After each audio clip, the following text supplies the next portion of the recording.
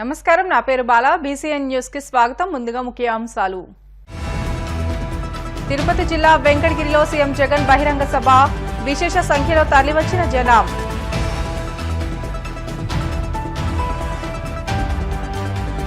ఎవరి హయాంలో ఎక్కువ లబ్ధి చేకూరిందో ఆలోచించండి, ఓటర్లు గమనించాలన్న మంత్రి కొట్టు సత్యనారాయణ. రానున్న ఎన్నికల్లో కూటమిదే అధికారమన్న భీమవరం జనసేన పార్టీ అభ్యర్థి అంజిబాబు. నియోజకవర్గ వ్యాప్తంగా ప్రజల ఆశీస్సులు నాకే ఉన్నాయంటూ ధీమా. చంద్రబాబు హామీలపై భీమవరం ఎమ్మెల్యే గ్రంథి శ్రీనివాస్ ఫైర్. అమలు కాని హామీలతో ప్రజలను మోసం చేయాలని చూస్తున్నారంటూ వ్యాఖ్య. అనంతపురం జిల్లా తాడిపత్రి అనంతరం సీఎం జగన్ తిరుపతి లోక్సభ స్థానం పరిధిలోని వెంకటగిరిలోని త్రిభువని సర్కిల్లో భారీ బహిరంగ సభ నిర్వహించారు. ఈ సభలో సీఎం జగన్ పాల్గొని మాట్లాడుతూ సంక్షేమ పథకాలంటే గుర్తొచ్చేది జగనే అని అన్నారు. సాధ్యం కాని హామీలతో చంద్రబాబు మోసం చేస్తున్నారని అన్నారు. చంద్రబాబు హయాంలో అమలు చేసిన ఒక్క పథకం కూడా లేదని, చంద్రబాబును నమ్మడం అంటే పులినోట్లో తలపెట్టడమే అని అన్నారు. ఈ మేరకు నిర్వహించిన వెంకటగిరి బహిరంగ సభకు ప్రజలు విశేష సంఖ్యలో హాజరయ్యారు. మరో 2 వారాల్లో జరగబోతా ఉన్న ఎన్నికలు మీ కళ్ళ ఎదుటే కనిపిస్తా ఉంది. ఈ కురుక్షేత్ర మహాసంగ్రామం. మీ అందరితో కూడా ఈరోజు ఒక విన్నపం చేస్తా ఉన్నాను. ఈ ఎన్నికలు కేవలం ఎమ్మెల్యేలను, ఎంపీలను ఎన్నుకునేందుకు జరుగుతా ఉన్న ఎన్నికలు మాత్రమే కావు. ఈ ఎన్నికలు వచ్చే 5 ఏళ్ల మీ ఇంటింటి అభివృద్ధిని, ప్రతి పేదవాడి భవిష్యత్తుని నిర్ణయించబోయే ఎన్నికలు ఈ ఎన్నికలు అని ప్రతి ఒక్కరూ కూడా గుర్తెరగమని చెప్పి మీ అందరితో కూడా ప్రార్థిస్తా ఉన్నాను. ఈ ఎన్నికల్లో జగన్కు ఓటేస్తే మీరు పథకాలన్నీ కొనసాగింపు, పొరపాటు జరిగితే చంద్రబాబుకు ఓటు వేస్తే మన పథకాలన్నీ ముగింపు, మళ్ళీ మోసపోవటమే అన్నది ప్రతి ఒక్కరూ కూడా జ్ఞాపకంలో పెట్టుకోమని కోరుతా ఉన్నా.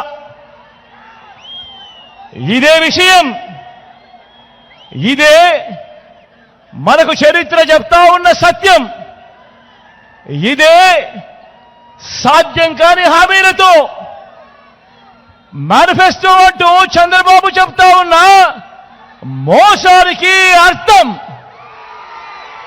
ప్రతి ఒక్కరూ కూడా ఈ విషయాన్ని జ్ఞాపకం పెట్టుకోమని కోరుతా ఉన్నా.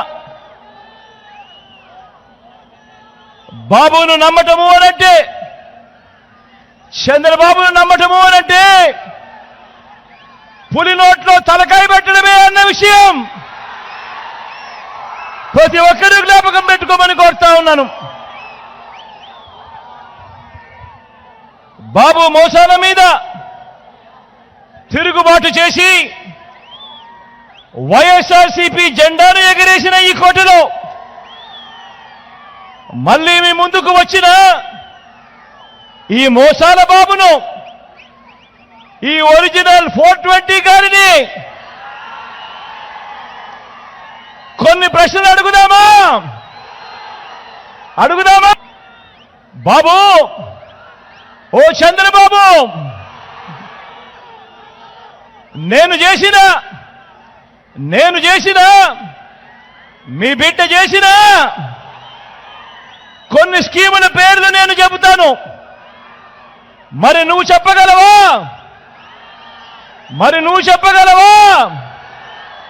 నువ్వు చేసిన మంచి ఏ పేదకైనా కూడా, ఏ ఇంటికైనా కూడా ఉందా అని నేను అడుగుతా ఉన్నాను ఈ సందర్భంగా.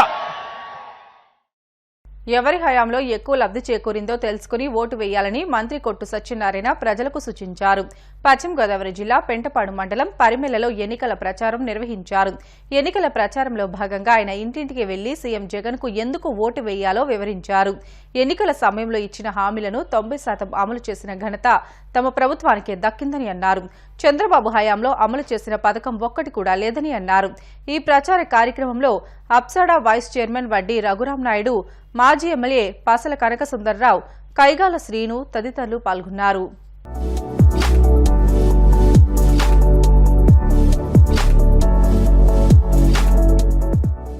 ఒకసారి మీరు చూసుకోవాలి. 2014లో చంద్రబాబు నాయుడు కొన్ని హామీలు ఇచ్చాడు. మీరందరూ చంద్రబాబు నాయుడు 2014లో ఓటేశారు. మీ జీవితాల్లో ఏమైనా మార్పు వచ్చిందా? రోడ్డు మీద ఉన్నారా? 2014లో చంద్రబాబు నాయుడు ఓటేసినట్టే జగన్మోహన్ రెడ్డి గారు కూడా ఓటేశారు. మీ జీవితంలో మార్పు వచ్చిందా రాలేదా? మొన్నప్పటి వరకు గుడిసెల్లో రోడ్డు మీద ఆ తుమ్ము తోళిలో అనారోగ్యంతో ఉండే పరిస్థితి నుంచి వాళ్ళ ఒక కాలనీ వాసులుగా ఎవరికాళ్ళు మంచి బిల్డింగ్లు కట్టుకుని హాయిగా గుండెల మీద చేసి పడుకుంటున్నారు. ఇదంతా ఎవరు కల్పించింది? జగన్మోహన్ రెడ్డి గారు. ఇప్పుడు చంద్రబాబు నాయుడుకి కబుర్లు చెప్తాడు, అబద్ధాలు ఆడతాడు, మోసం చేస్తాడు. మళ్ళీ వాళ్ళు వచ్చి వాళ్ళు ఓట్లు అడుగుతారు కూడా మళ్ళీ వస్తారు. నేను ఎక్కువ న్యాయం చేస్తాను ఈ బట్ట అన్నాడు అనుకో, మనం నమ్మేమంటే మళ్ళీ గోతులు దిగిపోతాం. మరి అవన్నీ కూడా మీరు అర్థం చేసుకోవాలి. ఎప్పుడు మాట ఇచ్చి తప్పిన మనిషి కాదు జగన్మోహన్ రెడ్డి గారు. ఏ మాట ఇచ్చాడో అవన్నీ అమలు చేశాడు. ఇవాళ పెన్షన్ 3,000 పెంచుతున్నాడు, 3,000 రూపాయలు పెన్షన్ ఇస్తున్నాడు కదా, ఇంటింటికి పట్టుకొచ్చిస్తున్నాడు. మీకు ఎక్కడైనా ఎవరైనా 5 సెంట్లు 6 ఎకరం పొలాలు ఉన్నవాళ్ళు ఉంటే ఇదివరకు రైతు భరోసా 13,500 వచ్చే సంవత్సరానికి. ఇప్పుడు దాన్ని 16,000 చేశాడు. మీకు పిల్లలు చదువుకోవడానికి కావాల్సిన అన్ని ఇది గతంలో ఎలా చేశాడో అదే రకంగా ముందుకు తీసుకెళ్తున్నాడు. అందుకని ఇవాళ జగన్మోహన్ రెడ్డి గారి నాయకత్వాన్ని మనం నిలబెట్టుకోవాలి. నిలబెట్టుకుంటే ఇంకా దీంట్లో ఎవరైనా ఒకరికో ఇద్దరికో నలుగురికో స్థలాలు రాలేదనుకో, మనం స్థలాలు ఇచ్చే కార్యక్రమం మళ్ళీ కొనసాగిస్తాం. ఈ వచ్చే 5 సంవత్సరాల్లో ఇంకా స్థలాలు రానోళ్ళు ఎవరిని ఉంటే కొత్తగా పెళ్ళైన వాళ్ళు ఉండి కాపురాలు ఇడిపోయిన వాళ్ళు, అయ్యా నాకు మళ్ళీ నేను అర్జెంట్లో ఉన్నాయంటే మనకు కూడా స్థలాలు ఇచ్చారు పెట్టారు. ఈ ప్రభుత్వం ఉన్నంత వరకు మీకు న్యాయం జరుగుతూనే ఉంటుంది. కాబట్టి మనం వైఎస్ఆర్ కాంగ్రెస్ పార్టీని వదలకూడదు. జగన్మోహన్ రెడ్డి గారిని ముఖ్యమంత్రిగా చేసుకోవాలి. ఆయన నాయకత్వాన్ని సమర్థించాలి.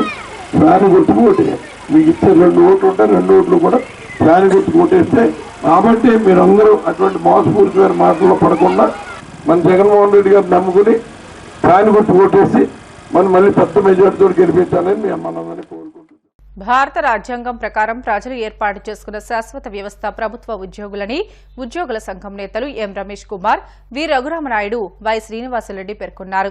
కడప నగరంలోని రామాంజనేయపురంలోని సాయి శ్రీనివాస గార్డెన్స్ లో ఉద్యోగుల సంఘ సమావేశం నిర్వహించారు. ఈ సందర్భంగా సంఘ నాయకులు మాట్లాడుతూ ప్రకృతి విపత్తులు, అంతర్గత సమస్యల పరిష్కారానికి ప్రతి 5 ఏళ్లకు తమ లక్ష్యాలకు అనుగుణంగా అత్యంత విశ్వసనీయంగా పనిచేసే వ్యవస్థే మన ప్రభుత్వ ఉద్యోగులని అన్నారు. ప్రభుత్వం తమకు రావాల్సిన అన్ని చెల్లింపు పూర్తి చేయాలని అన్నారు. 1వ తేదీనే జీతాల, పెన్షన్లు చెల్లింపు చట్టబద్దం చేయాలని అన్నారు. ఎన్ఎంఆర్, కంటింజెంట్, కాంట్రాక్ట్, అవుట్సోర్సింగ్ ఉద్యోగుల రెగ్యులరైజేషన్ చేయాలని డిమాండ్ చేశారు.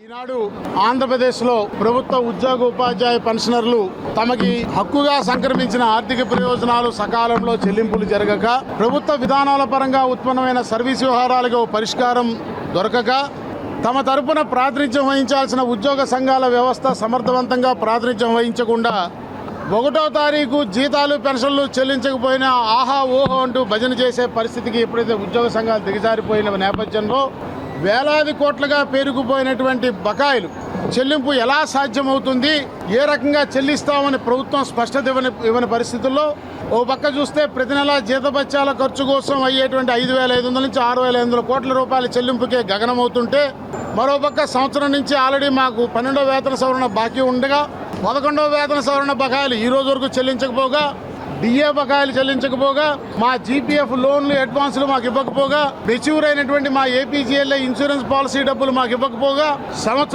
2 సంవత్సరాలు బట్టి పెండింగ్ ఉన్న సరెండర్ లీవ్లు ఏదో నిన్న మొన్న 1-2 కొంతమందికి 1 సంవత్సరం సరెండర్ లీవ్లు జమ చేయటం, ఈ పరిస్థితుల్లో రోజు రోజుకి సోషల్ మీడియాలో కానీ వార్తాపత్రికల్లో కానీ ఎలక్ట్రానిక్ మీడియాలో కానీ ఆంధ్రప్రదేశ్ రాష్ట్ర ఆర్థిక స్థితిగతుల మీద రకరకాల కథనాలు ప్రచురితమవుతూ ఉంటే వేటికి ప్రభుత్వం అధికారికంగా ఖండనివ్వకపోయిన పరిస్థితిలో అందులో నిజమెంత అబద్ధం ఎంత, మాకు రావాల్సిన బాకీలు ఎన్ని వేల కోట్లు ఉన్నాయి, వాటిని ఎలా చెల్లిస్తారంటే సమాచార హక్కు చట్టం కింద కూడా ప్రభుత్వం సమాధానం ఇవ్వకపోవడంతో ప్రభుత్వాలకి ఆదాయం పెంచుకోవడానికి, స్టేట్ ఓన్డ్ రెవెన్యూ పెంచుకోవడానికి పన్నులు పెంచేటువంటి పన్నులు రేటు పెంచడం కానీ పన్ను పరిధి విస్తరించే అవకాశం కానీ జీఎస్టీ 101వ రాజ్యాంగ సవరణ అమల్లోకి వచ్చిన తర్వాత రాష్ట్ర ప్రభుత్వానికి లేనటువంటి పరిస్థితుల్లో ఈ చెల్లింపులు జరుగుతాయా లేదా, ఎప్పుడు జరుగుతాయి, రిటైర్ అయిన తర్వాత ఇస్తామంటున్నారు, చనిపోతే ఇస్తామంటున్నారు. అంటే తనకు హక్కుగా రావాల్సిన బాకీలు పొందడానికి ఒక ఉద్యోగి అయితే చచ్చిపోవాలి లేకపోతే రిటైర్ అయితే తప్ప అనుభవించడానికి అవకాశం లేని పరిస్థితులు ఉంటే ఈ సొమ్ము తిరిగి వస్తుందా రాదని ఒక అయోమయంతో, ఒక అభద్రతాభావంతో ఈ రాష్ట్రంలో ఉద్యోగులు, ఉపాధ్యాయులు, పెన్షనర్ల కుటుంబాలు తీవ్రమైన ఆందోళనలో ఉన్నాయి. అయితే ఈ ఆందోళన ప్రతి వాళ్ళు రోడ్డు మీదకి వచ్చి వెలుగుచ్చేటువంటి ధైర్యం చేయలేకపోతా ఉన్నారు. కానీ ప్రతి ఒక్క మనసులో ఈ ఆందోళన ఉన్నది. ఈ రకంగా అనేకమైనటువంటి సమస్యలతో కొట్టుమిట్టాడుతున్న నేపథ్యంలో ఒక నిఖార్సైన ఉద్యోగ సంఘాల వ్యవస్థ రావాల్సినటువంటి అవసరం ఉన్నది. ఈ పార్టీలతో కాదు, ప్రభుత్వంతో, భజనతో కాదు, బాధ్యతతో అనే నినాదంతో ఆంధ్రప్రదేశ్ ప్రభుత్వ ఉద్యోగుల సంఘం నేతృత్వంలో 30 ఉద్యోగ ఉపాధ్యాయ సంఘాలు ఒక ఐక్యవేదికగా ఏర్పడి ఈ సమస్యలన్నిటికీ ఒక శాశ్వతమైన చట్టబద్ధమైన పరిష్కారాన్ని కనుగొనే దిశగా రానున్న ఎన్నికల్లో కూటమి అధికారంలోకి వస్తుందని భీమవరం జనసేన పార్టీ అభ్యర్థి పులపర్తి రామాంజనేయులు అన్నారు. ఆదివారం భీమవరం బైపాస్ రోడ్లోని హోసన్నా మందిర్, లంకపేటలోని యేసుక్రీస్తు ప్రార్థనా మందిరం, గుణుపూడిలోని లూథరన్ చర్చిల్లో ప్రత్యేక ప్రార్థనలు నిర్వహించారు. మే 13వ తేదీన జరిగే ఎన్నికల్లో ప్రజల ఆశీస్సులు తనకు ఎప్పుడూ ఉండాలని కోరారు. ఈ కార్యక్రమంలో పాస్టర్ ప్రభాకర్, బ్రదర్ అన్నయ్యతో పాటు వివిధ సంఘాల విశ్వాసులు పాల్గొన్నారు. ప్రేమాస్వరూపి పరిశుద్ధుడాని పరిశుద్ధ పాదాలకు స్తోత్రాలు. ఈ స్థలమందు చేయబడు ప్రార్థన మీద నా కనుదృష్టి నిలుచును, నా చెవులు దానిని ఆలకించునని సెలవిచ్చిన దేవుడు ప్రభువా, గౌరవనీయులు, మాకు అత్యంత ప్రియులు నాయనా తండ్రి అంజుబాబు గారు మా మధ్యకు వచ్చి నీ బిడ్డల యొక్క నీ దాసుడుగా నా కుటుంబం, నా వ్యక్తిగతంగాను ప్రార్థనా సహాయాన్ని కోరారు. మేము దీవించి ఆశీర్వదిస్తున్నాం తండ్రి. నా ప్రభువా, మీరు దీవించు వారు దీవెనకరంగా ఉంటారని చెప్పారు. వారు ఆశించిన విధంగా నాయనా తండ్రి వారు పాలు పొంది పోటీ చేసే ఆ పదవిలో అద్భుతంగా విజయాన్ని మీరు దయచేయండి తండ్రి. నీ చిత్తానుసారంగా మీరు ఎన్నుకొని అయ్యా చక్కటి పరిపాలన పద్ధతిని మీరు కలుగు చేయండి. నీ ఆలోచన, నీ చిత్తం నెరవేర్చండి. నాయకుల పట్ల మంచి మనసు కలిగి ప్రజల క్షేమమును కోరే నాయకుడిగా మీరు స్థిరపరచండి.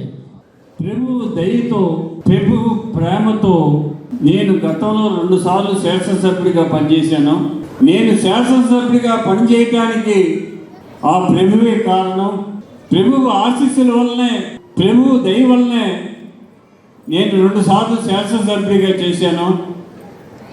మరలా ఇప్పుడు 3వసారి ప్రభువు నాకు అవకాశం కల్పించాడు.